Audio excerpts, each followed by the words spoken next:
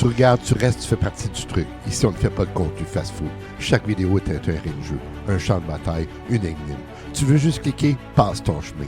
Tu veux comprendre, rire, cogner, réfléchir, alors reste jusqu'au bout. Et si t'es encore là à la fin, t'es pas juste un abonné, t'es un complice. Bonjour, bienvenue à Gilles de Presse. Aujourd'hui, édition spéciale Top 10 meilleurs films noirs. Le film noir n'est pas seulement un genre, c'est une ambiance, une philosophie. Né dans les années 40, il est l'enfant illégitime du cinéma hollywoodien et de l'expressionnisme allemand. Ses héros sont des détectives fatigués, des criminels ordinaires, des femmes fatales qui manipulent, et des villes où la pluie et les néons dessinent des ombres plus vraies que la lumière. Aujourd'hui, je te propose un voyage dans l'ombre, les 10 meilleurs films noirs, des histoires où le crime et le désir s'entrelacent, où la vérité est toujours ambiguë et où chaque plan est une claque visuelle. Reste jusqu'à la fin.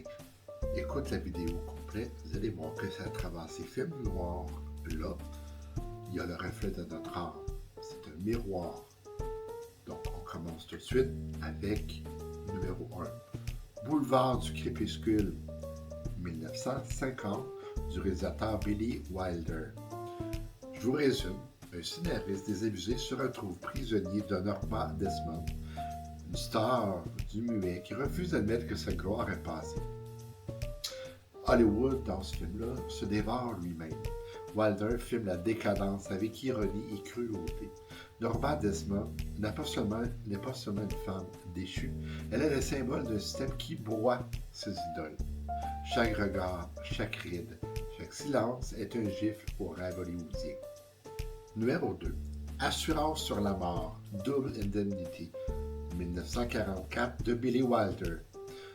Je vous résume, un agent d'assurance tombe dans le piège d'une femme fatale et planifie un meurtre pour toucher une prime. Ici, le désir est une condamnation. Barbara Stanwyck incarne la tentation pure, Fred McMurray la faiblesse masculine. La voix off nous entraîne dans une spirale où chaque mot est une confession. C'est le film noir dans sa forme la plus pure, crime, passion, fatalité. Les principaux ingrédients du film noir. 3. Laura, 1944, du réalisateur Otto Preminger. Je vous résume, un détective enquête sur le meurtre d'une femme, Laura, mais tombe amoureux de son image, jusqu'à ce qu'elle réapparaisse. Laura est une obsession. Preminger filme le désir impossible, la frontière floue entre enquête et fantasme. Le détective ne cherche pas la vérité, il cherche une illusion. Et c'est là que le film noir devient un miroir de nos obsessions. Numéro 4. La soif du mal, Touch of Evil, 1958, Orson Welles. Je vous résume, à la frontière mexicaine, un policier corrompu enquête sur un attentat. Le plan séquence d'ouverture est une leçon de cinéma.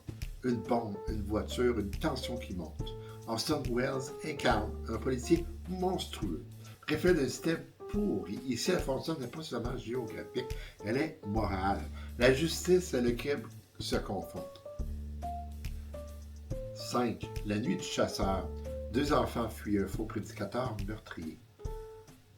Dans ce film, Robert Mitchum, tatoué Love and Hate, incarne le cauchemar. Laughlin filme un conte noir où l'innocence est traquée par le mal. La rivière devient un décor onirique, la maison une prison. C'est un poème visuel, un cauchemar biblique. 6. L'inconnu du Nord Express, 1951, Alfred Hitchcock. 2 hommes concluent un pacte meurtrier, chacun tue pour l'autre. Hitchcock, dans ce film, transforme l'idée absurde en mécanique. Implacable, le destin devient une prison. Chaque plan est une métaphore de l'inéluctable. Le train, les rails, les regards, tout est une ligne droite vers la fatalité. Numéro 7. Rebecca, film de 1940 par Alfred Hitchcock. Je vous résume, une jeune épouse vit dans l'ombre de la première femme de son mari, Rebecca. Manderley est une maison hantée, mais pas par des fantômes, par la mémoire. Hitchcock filme la jalousie et la manipulation comme une brume qui envahit chaque pièce.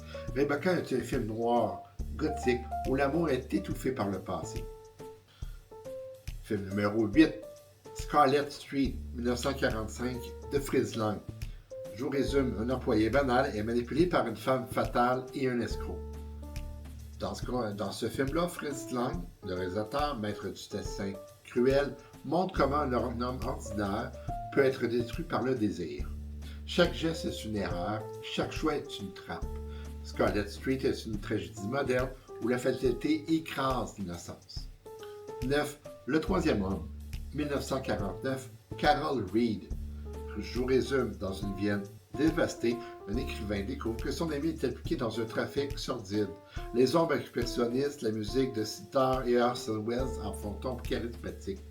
Et si la ville elle-même est un personnage, les ruelles, les escaliers, les égouts, tout respire la corruption. Le troisième homme est un chef-d'œuvre où la vérité est toujours une illusion. Finalement, numéro 10, Chinatown de Roman Polanski, 1974. Je vous résume, un détective enquête sur une affaire d'eau et de corruption à Los Angeles, découvrant un secret familial tragique. Chinatown est le film noir moderne par excellence. Jack Nicholson, qui est relativement à ses débuts, incarne un détective désabusé. Faye Dunaway, en femme fatale, tragique. L'eau, symbole de vie, devient instrument de corruption. Et la vérité, quand elle éclate, est pire que le mensonge. En conclusion, c'était les 10 meilleurs films noirs. Des histoires où le crime, le désir et la fatalité s'entrelacent. Ces films nous rappellent que la lumière ne sert qu'à relever l'ombre. Le film noir est une arme de dérangement, de réflexion et de fascination. Si tu veux plonger plus loin dans ce monde de mystère et de contradictions, abonne-toi et continue à explorer avec moi.